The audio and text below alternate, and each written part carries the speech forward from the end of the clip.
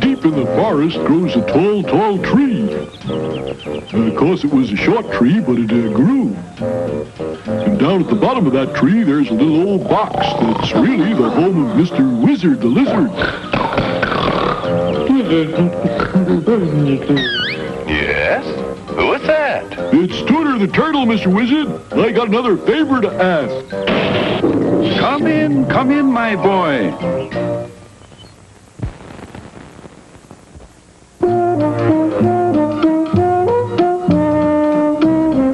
Don't tell me, Tooter, that once more you're not satisfied with your life and want to be something else. Well, now, I reckon that's just about the size of it, Mr. Wizard. I got a powerful hankering for the old days. The romance of the river. What I want to be is a riverboat captain. But Tooter, my boy, it takes years to be the riverboat captain.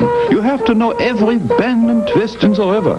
Why don't you just be yourselves a nice little turtle boy? Oh, please, Mr. Wizard. I just know this is what I want to be. Well, I think you'll be sorry, but I let you try.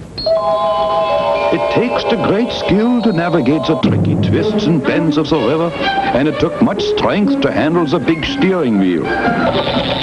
Besides being twisty, the river was very shallow in some places.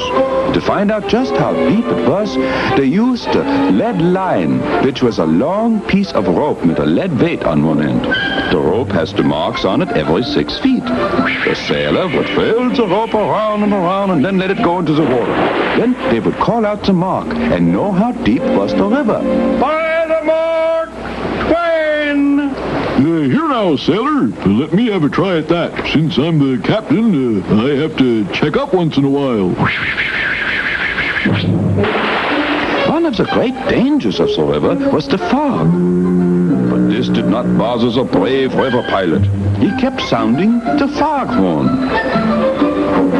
and steering the straight course so that when the fog lifted, he was right where he was supposed to be. In the old days, the boats was run by the big paddle wheels that turned around and around. The wise riverboat captain knew enough to stay away from the wheels because they was very dangerous. Whoa! Wait, stop! Only us captains are smart enough to get away from them wheels. The riverboat captains was great rivals. Each one thought he was the best on the river. And they was always having the race to see who was the fastest. The roughest, toughest captain on the water was Big Blackie Bark, king of the river. I'm king of the river, and my boat Bessie May can beat any boat from Natchez to New Orleans. Well now, Mr. Blackie, I don't know about that. I reckon I can beat you to New Orleans.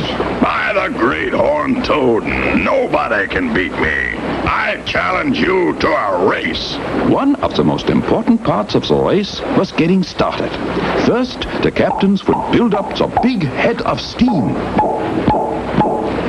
Then away they would go down the river.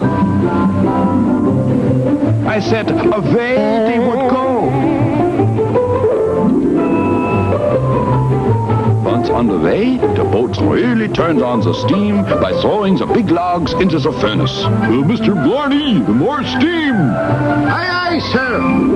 Sometimes in a big race, the ship ran out of logs to burn. And then the clever captain would have the men throw on the furniture and everything else what was made of wood.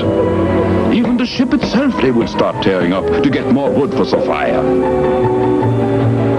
More steam, Mr. Blarney! The boilers won't take any more, sir. I said get me more steam. I'm gonna win this here race if it's the last thing I do. Help, Mr. Wizard! Help me! My plans just blew up. Well, once again, tristle, drassel, drossel, drone. Time for this one to come home. Gee, Mr. Wizard, looks like I made a mess out of things again. Always I tell you, Tooter, be just what you is, not what you is not.